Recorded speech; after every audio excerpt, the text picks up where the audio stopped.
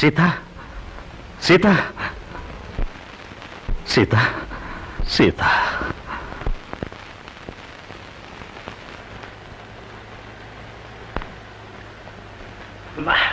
Thank you.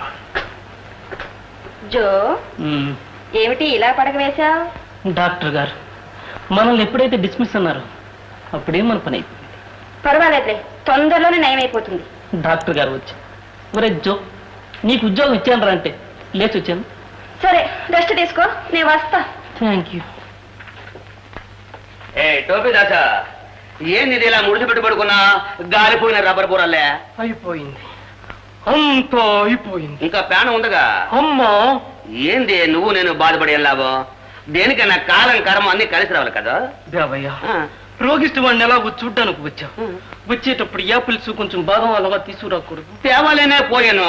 ఆ మాయదేశ వచ్చినాడు ఇవాళ అమావాస్యని కొట్టి కట్టేశాడు కదా. That's my fate. ఇదిగో రే టోపీ, నిన్ను ఏమేమో అన్నాను, నా మనసులో ఏమీ లేదు. నీ మనసులో ఏం పెట్టుకోకు. నాకు తెలియదు నీ మనసులో తల్లో ఏముండదని. కాసులు ఎలా ఉన్నా? సారీ. బాగానే ఉన్నాను. జోగులు, నీతో ఒక ముఖ్యమైన విషయం చెప్పడానికి వచ్చాను. చెప్పు కాసులు, చెప్పు. నేను మా ఊరికి వెళుతున్నాను. పెడుతున్నావా? అంతేకాదు, వచ్చే వారం కాసులకి నాకు పెళ్ళి. సంతోషం. కాగితం పంపుతాను. చాలా సంతోషం. కాసులు, కంగ్రాచులేషన్స్. కంగ్రాచులేషన్స్. నా చెయ్యరా, నా చెయ్యే. కాసులు, మీరిద్దరూ పెళ్లి చేసుకోండి. 100 ఏళ్ళ హాయిగా ఉండండి. బిడ్డల్ని కనండి. పోండి. రే టోపే, నువ్వేం దిగులు పడుకో. నీ గురించి డాక్టర్ గారితో చెప్పాను. మళ్ళా నీ ఉద్యోగం నీకు ఇస్తానడుగా. అన్నీ పోయిన తర్వాత ఇంకా ఉద్యోగం ఎందుకు నాయనా? కాసులు, గాయమై పుండైపోయిన నా హృదయంలో ఒకే ఒక కోరిక మిగిలింది. నెరవేరుస్తావా? చెప్పు జోగులు. మీకు బిడ్డ పుట్టి ఆ బిడ్డకు జబ్బు గుబ్బు చేస్తే దిక్కులేనట్లు అక్కడికిక్కడికి తీసుకెళ్లి చంపేయకండి. తిన్నగా ఇక్కడికి తీసుకురండి. అదే నా ఆఖరి కోరిక. వెళ్ళండి.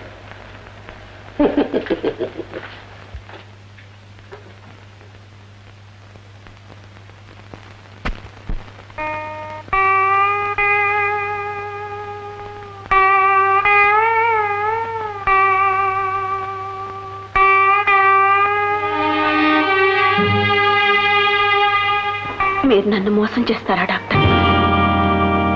మీ ప్రాణ స్నేహితుడికి ద్రోహం చేస్తారా డాక్టర్? నన్ను గురించి నీకు ఇలాంటి దురభిప్రాయం ఎలా కలిగింది సీత? మనసు కొన్ని సమయాల్లో చంచలము చపలము కావడం సహజం డాక్టర్. మనసున్న మనిషిగా ఎందుకు పుట్టానా అని ఇప్పుడు బాధపడుతున్నాను సీత.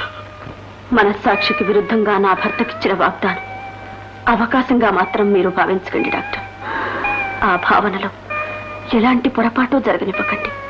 సీత, నా మనసులోనే కాదు, కలలో కూడా అలా భావించలేదు, ఊహించలేదు సీత. ఇచ్చిన మాట నెరవేర్చడమే స్త్రీ జాతి నీతిగా మీరు వారు అనుకోవచ్చు. కానీ డాక్టర్, ఒక్క నిజం చెప్పదలిచాను.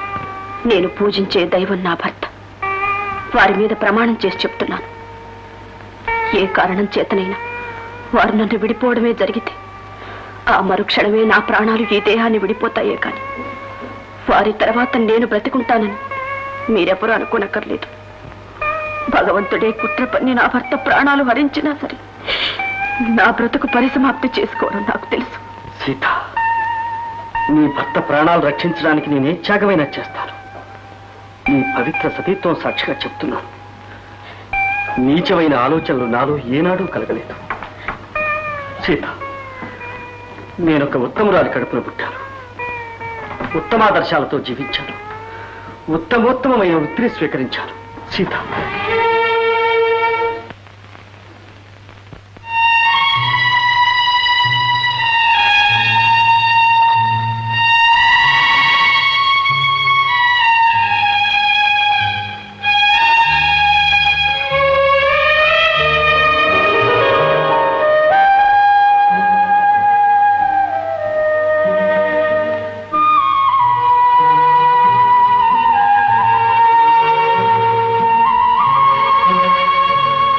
సీత,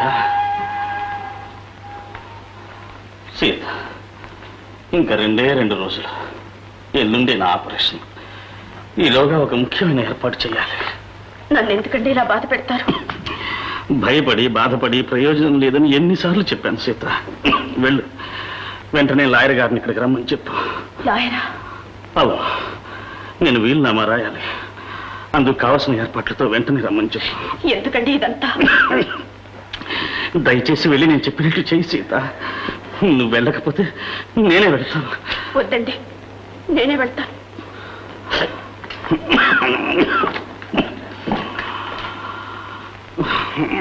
అవును వకీల్ గారు, విల్లు రాసి తీరాలని పట్టుదలగా ఉన్నారు.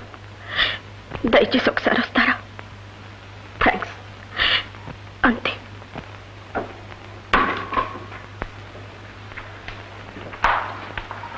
అమ్మా, మీ వారు విల్లు రాయాలంటున్నారా?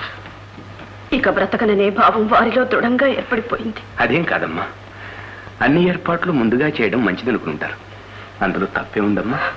వారే లేనప్పుడు ఆస్తిని గురించి ఆ బాధ. అంతా నీ భవిష్యత్తు కోసమేగా తల్లి. భవిష్యత్తు నా భర్తే నాకు లేకపోయిన తర్వాత నాకు ఆస్తి ఎందుకు తాతగారు? వారు పోయిన తర్వాత నేను బ్రతికుండడం అసంభవం. ఇది నిశ్చయం.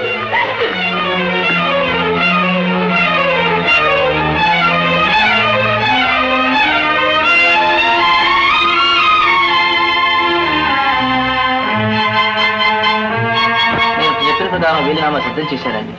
రాము పిలిచారు? అవును డాక్టర్, వీలునామా రాశాను. దాని మీద మీరిద్దరూ సాక్షి సంతకాలు పెట్టాలి. విల్లా? వద్దండి, నాకు ఆస్తి ఐశ్వర్యం ఏమీ వద్దు. చూడమ్మా, వ్రాతపోతలు ఉండడం ఎందుకైనా మంచిది. క్షమించండి తాతగారు, దయచేసి ఆ విల్ల చెప్పి పారే. సీత, నేను చేయదలుచుకుంది నువ్వు ఆపి తీరాలనుకుంటే అది నేనే చించి పడేస్తాను. ఇలా ఇవ్వండి. వద్దునే, వద్దు. చూడమ్మా, వారి ఇష్ట ప్రకారమే కానీ ఏదండి, ఇలా ఇవ్వండి, నేను సంతకం చేస్తాను.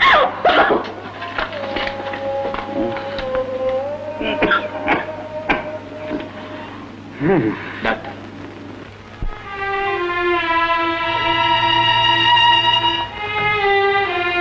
సార్ భోజనం సార్.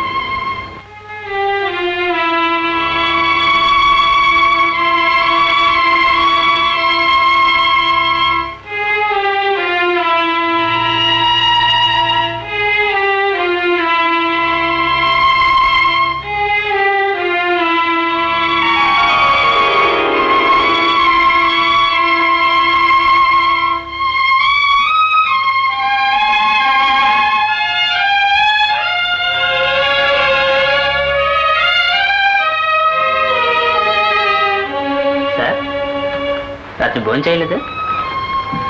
తీసు. ఆపరేషన్ థియేటర్ క్లీన్ చేసి రెడీగా పెట్టు. రేపు రాము గారికి ఆపరేషన్. అది చాలా పెద్ద ఆపరేషన్ కదా. అవును పాప, ఆయన బ్రతికితే నిజంగా అవుట్ చేసిన పుణ్యమే అనుకో.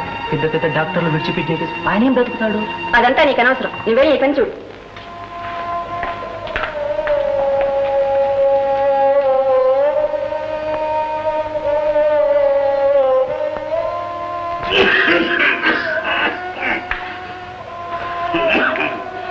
ఎక్కడికి వెళ్ళారండి? ఇంటికి ఫోన్ చేయడానికి. ఎందుకు? ఏం లేదు, నేను నగలు పట్టు చీరలు అన్ని తీసుకురమ్మన్నాను. అవన్నీ ఎందుకండి?